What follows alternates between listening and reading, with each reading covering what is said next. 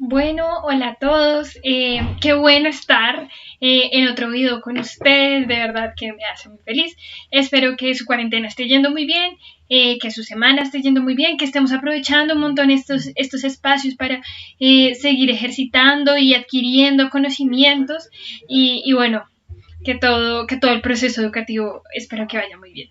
Entonces les cuento que hoy les voy a proponer un tema que ya hemos estado tratando, ¿no es cierto? Hemos estado hablando de la colonia en los últimos 3 videos, más o menos, así superficialmente, pero como les decía, la colonia es muy amplia y hay muchas cosas de las que hablar.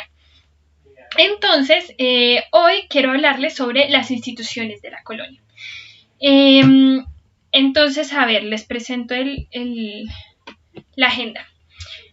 Primero vamos a hablar de qué son las instituciones. Eso ya lo habíamos tocado el video pasado, así por encimita. Esta vez vamos a profundizar un poco más en eso y vamos a ocuparnos de 3 instituciones que fueron muy importantes durante la colonia y que determinaron un poco la forma en la que se organizaron social y económicamente muchas personas, que son la encomienda, la mita y el resguardo. ¿Listo? Entonces, empecemos con qué son las instituciones. Bueno, las instituciones, acá les traje como una definición así como de diccionario, son las normas, usos y costumbres que rigen las relaciones sociales y económicas entre los miembros de un grupo. ¿Eso qué quiere decir? Las instituciones son unos entes que regulan, que manipulan, que de una forma u otra nos dicen cómo debemos comportarnos, cómo no debemos comportarnos, cuáles son los pasos que debemos seguir para hacer determinada cosa, etc. Entonces, para que sea más claro, tenemos varios ejemplos. Y en nuestra sociedad hay muchísimas instituciones. Nuestra sociedad está formada por instituciones. Entonces, por ejemplo, tenemos la religión. La religión nos da unas normas, unas costumbres, y digamos que esa religión rige la forma en la que interactuamos con otras personas, ¿no es cierto? Si yo soy católico, entonces, por ejemplo, voy a misa todos los domingos, ¿cierto? Ese tipo de cosas la hacen una institución. Otro ejemplo de institución, la familia. La familia es una institución muy importante que definitivamente tiene un papel, mejor dicho, esencial en cómo es que nos comportamos, cómo es que nos relacionamos con los otros miembros del grupo social, cómo es que nos comportamos económicamente. También otro ejemplo, así un poco más grande, estatal, es la Constitución. La Constitución del 91 también es una serie de normas que nos dicen, bueno, usted tiene derecho a la libertad de expresión, usted tiene derecho a ser protegido por el Estado, este tipo de cosas como que también marcan una pauta de cómo es que nos comportamos, cómo es que nos relacionamos con los otros. Y un ejemplo de una institución puramente económica es el Banco de la República. El Banco de la República que nos dice las tasas de interés a cuánto están, que un poco regula nuestra política económica. Entonces, pues también va a ser súper importante en cómo es que vamos a interactuar con los miembros de un grupo, que es Colombia, a la hora de comportarnos económicamente. Entonces, bueno, ahí ya más o menos como que tienen una idea de qué es una institución. Bueno, la colonia también tenía sus instituciones. Y una de las más importantes es la encomienda. Entonces, ¿en qué consistió la encomienda? Bueno, una vez los conquistadores fundaron las ciudades, ¿no es cierto? Ya vimos que llegaron personas como Gonzalo Jiménez de Quesada, fundaron Bogotá, otros fundaron Cartagena, etc. Una vez llegaron y fundaron estas ciudades, otros españoles empezaron a venir a asentarse en estos lugares. Y entre esos españoles empezó a haber una repartición de las tierras. A este otorgamiento de tierras se le llamaban las mercedes de tierra, y digamos que la corona española le daba a los conquistadores la propiedad de esa tierra, ¿sí? O sea, la corona decía, bueno, usted puede coger este pedazo de tierra. Entonces, además de eso, con el territorio se repartían también el dominio de las comunidades indígenas que habitaban en la zona. Entonces, esta repartición de los indios, de las personas que vivían aquí, se llamaba encomienda. Entonces, el español conquistador o hijo de un español que recibía la encomienda se le asignaba un grupo de personas que oscilaba entre los 100 y los 300, y digamos como estas quedaban como a cargo de ellos. Ahora, era muy usual que los españoles encomenderos trataran de adueñarse de las tierras de los indígenas. La corona había prohibido eso, pero en muchas ocasiones pues se pasaban la ley por la faja, ¿no? Porque un poco además España quedaba muy lejos y el control de los reyes sobre América era muy complejo.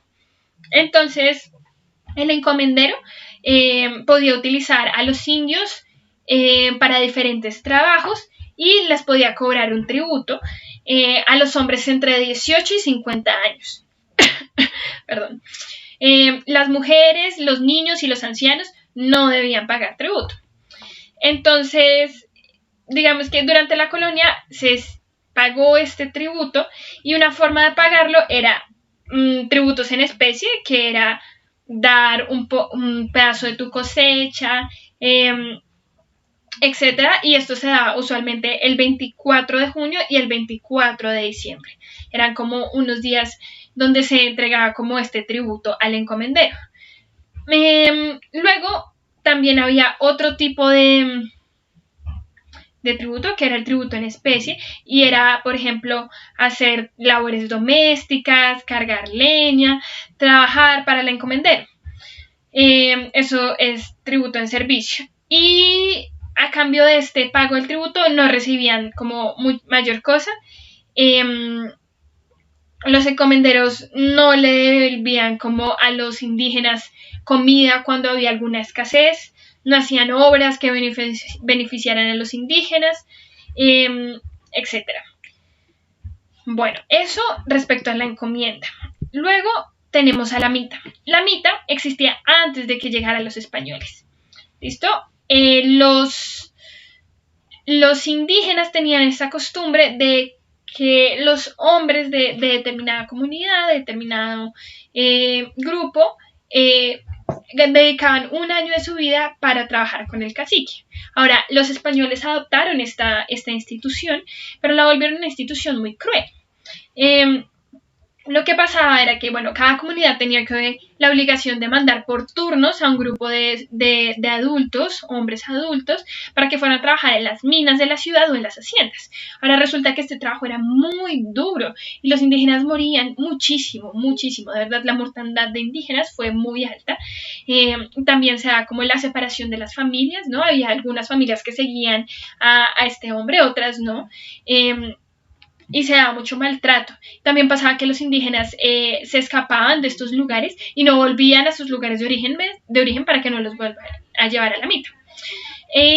Bueno, ya les dije lo de la disminución de la población indígena. Luego tenemos los resguardos. Los resguardos tienen como un inicio en la tensión que había entre la corona y los encomenderos y en esta lucha por el poder dentro del territorio conquistado. Entonces vamos a ver que la corona va a defender, aunque claramente lo defendía como un interés, pero defendía a los indígenas. Y no quería que los conquistadores tomaran este territorio de los indígenas e hicieran lo que quisieran con él, porque no le convenía a la corona perder poder en América. Entonces, en 1561, sale un nuevo reglamento sobre la propiedad de la tierra para evitar que a los indios los maltrataran e invadieran sus tierras. Entonces se crean los resguardos indígenas, que son tierras que no podían ser vendidas ni compradas y que eran comunitarias, ¿no? Pertenecían a toda la comunidad. Allí trabajaban la tierra, lo que sacaban de ahí era para ellos, aunque tenían que pagar un tributo a la corona. Y sí, eso. Básicamente, ya sí. Entonces, ahora, eso era lo que tenía que contarles sobre estas tres instituciones. Ahora les voy a contar sobre el taller. Aprovecho para decirles que hay una nueva voluntaria que me está ayudando con este grupo. Ella se llama Gloria y fue la que diseñó el taller. Entonces, Bueno, acá está. El primer punto es, hemos hablado de las instituciones como mecanismos de control que quieren volver norma o sí, regular las relaciones sociales.